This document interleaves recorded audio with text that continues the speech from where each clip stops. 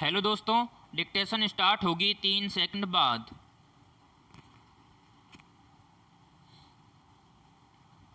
Start.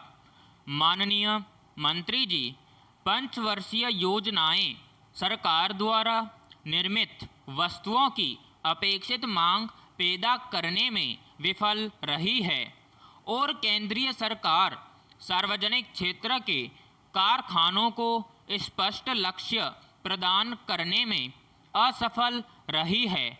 ठीक 1948 के औद्योगिक नीति प्रस्ताव से लेकर मैं सरकारी कारखानों के इतिहास का अध्ययन कर रहा हूं, पर बावजूद इसके मुझे इस बात का पता नहीं लग सका है कि सरकारी कारखानों का उद्देश्य क्या है, वे क्या चाहते हैं। पैराग्राफ। अमेरिका, ब्रिटेन, फ्रांस में भी सरकारी उद्योग चल रहे हैं। वहां उनसे यह अपेक्षा की जाती है कि वे असाधारण खतरों की स्थिति में निर्मित हों, जैसे अंतरिक्ष तथा अणुशक्ति संबंधी कार्यक्रम को लेकर सरकारी कारखाने खोले जाते हैं, परंतु उन देशों में सरकारी उद्योग क्षेत्र अपने आदर्शों की पूर्ति के लिए निजी उद्योगों को काम में लाते हैं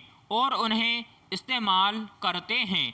कुछ लोग कहते हैं कि सरकारी उद्योगों का उद्देश्य समाजवादी समाज का निर्माण करना है और राष्ट्रीय उद्योगों में आदर्शों की ऊंची गद्दी पर बैठकर वार्षिक प्रगति लाना है।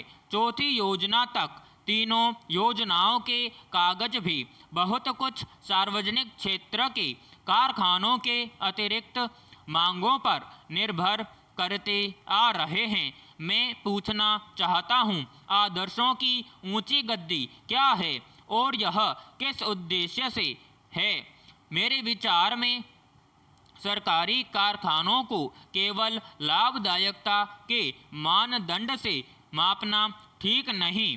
हिंदुस्तान इस्पात को देखिए, इसका उद्देश्य था देश में इस्पात की आवश्यकताओं को दृष्टि में रखते हुए और अर्थव्यवस्था के आम विकास की आवश्यकता के अनुसार इस्पात की कई किस्मों को काफ़ी मात्रा में तैयार करना लक्ष्य था।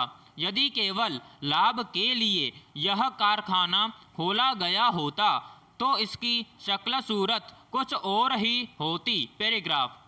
सरकारी क्षेत्र के कारखानों की सफलता के लिए दो स्पष्ट व महत्वपूर्ण उद्देश्य हैं और जो लोग उनमें काम करते हैं उनमें उचित मनोबल नितांत आवश्यक है।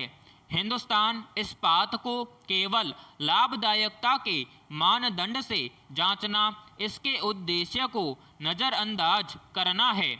जो सरकारी कारखाने देश की किसी वस्तु की आवश्यकता को पूरा करने के लिए बनाए जाते हैं, जैसे कि हिंदुस्तान इस्पात, ऐसे कारखानों में पहले तो लाभ का सवाल ही नहीं उठता। ऐसे सरकारी कारखानों से कुछ वर्षों के लिए लाभ की आशा नहीं करनी चाहिए, बल्कि उन्हें देश की उस आवश्यकता को पूरा करने का पूरा अवसर प्रदान करना चाहिए। कुछ सालों के बाद स्वतः उनसे लाभ होगा। पैराग्राफ। अध्यक्ष महोदय, दिल्ली विश्वविद्यालय के बाद बनारस हिंदू विश्वविद्यालय भी अनिश्चित काल के लिए बंद कर दिया गया। शिक्षा मंत्री ने संसद के दोनों सदनों को सूचित किया कि सरकार धमकियों और आंदोलनों के आगे घुटने नहीं टेकेगी। छात्रों के उत्पात का समर्थन नहीं किया जा सकता और न यह उचित है कि सरकार या विश्वविद्यालय के प्रबंधक तोड़ फोड़ करने वालों से समझौता करें, लेकिन यह भी सही है कि छात्रों में जो देशव्यापी अशांति फैल रही है उसे पुलिस तरीकों से शांत नहीं किया जा सकता। छात्रों को उनके राजनीतिक विचारों के लिए दंडित करने का तरीका गलत है और विश्वविद्यालय के अधिकारी इस तरह सफल नहीं हो सकते। कम्युनिस्ट नियंत्रित विद्यार्थी संघ या कांग्रेस द्वारा चलाई जा रही छात्र संस्थाएं ही सही हैं और अन्य किसी राजनीतिक पार्टी को विश्वविद्यालय के अहाते में घुसने का अधिकार नहीं। यह विचार तानाशाही का सबसे प्रबल संकेत है और इसका विरोध होना स्वाभाविक है। पैराग्राफ। केंद्रीय शिक्षा मंत्री ने सब राजनीतिक दलों से अनुरोध किया है कि वे छात्रों को समझाएं और शांत करें। इस अपील पर ध्यान दिया जाना चाहिए, लेकिन छात्रों की समस्या पर विभिन्न राजनीतिक दलों के नेता जिस तरह के विचार व्यक्त कर रहे हैं या समस्या को हल करने के लिए जो कदम उठाए जा रहे हैं उनके बारे में दुर्भाग्यपूर्ण स्थिति यह है कि उनको न चाहते हुए भी राजनीतिक कलंक लग गया है और इस प्रतिक्रिया को शांत कर सकना या गलत सिद्ध कर पाना कठिन हो रहा है कि राजनीतिक दल अपनी लड़ाई विश्वविद्यालय के अहाते में लड़ रहे हैं।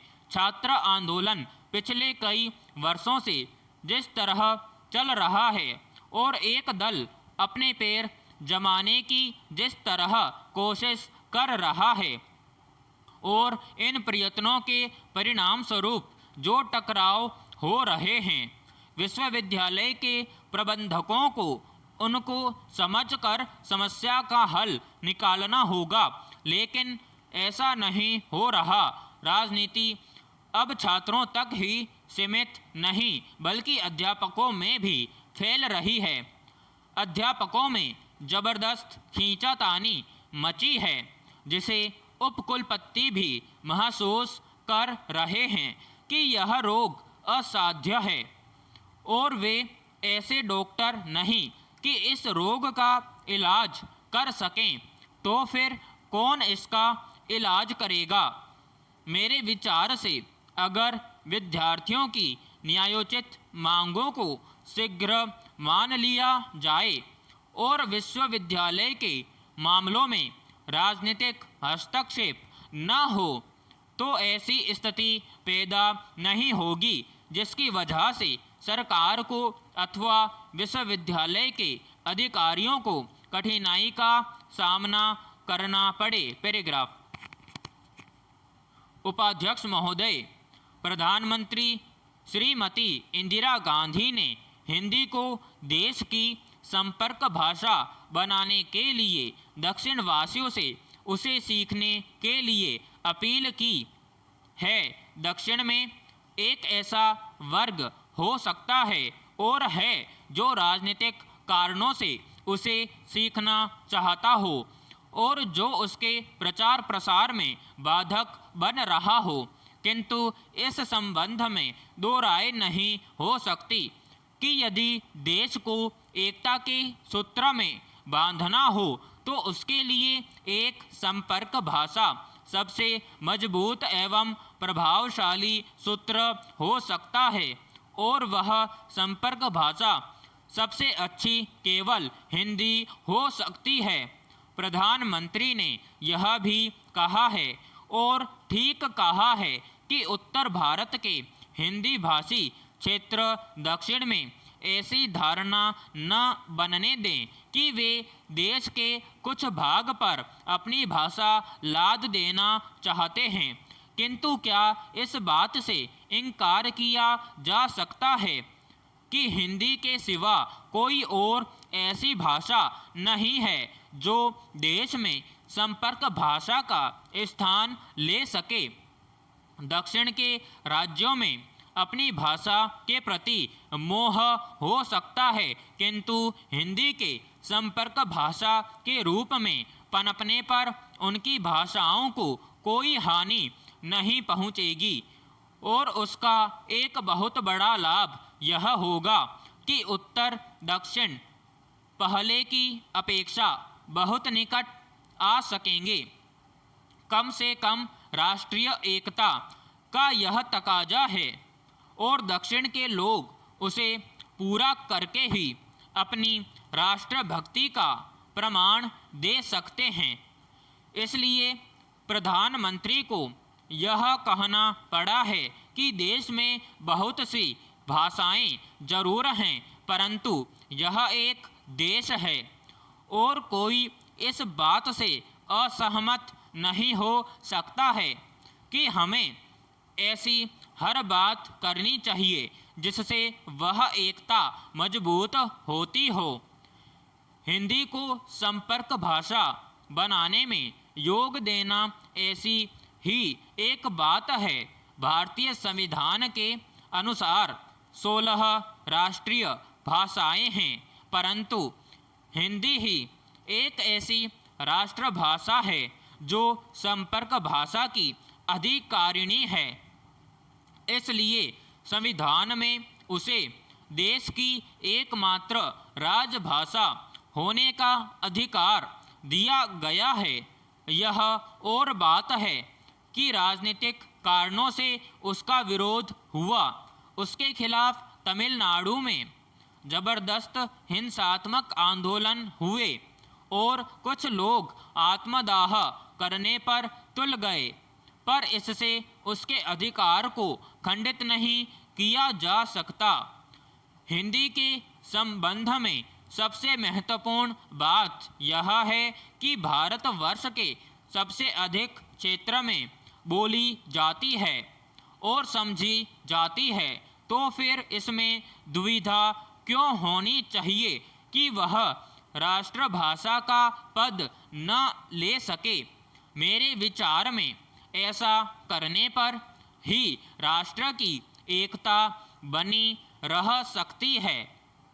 विदेशी भाषा कितनी भी अच्छी हो, वह हमेशा सबके लिए देश की राष्ट्रभाषा या संपर्क भाषा नहीं बन सकती।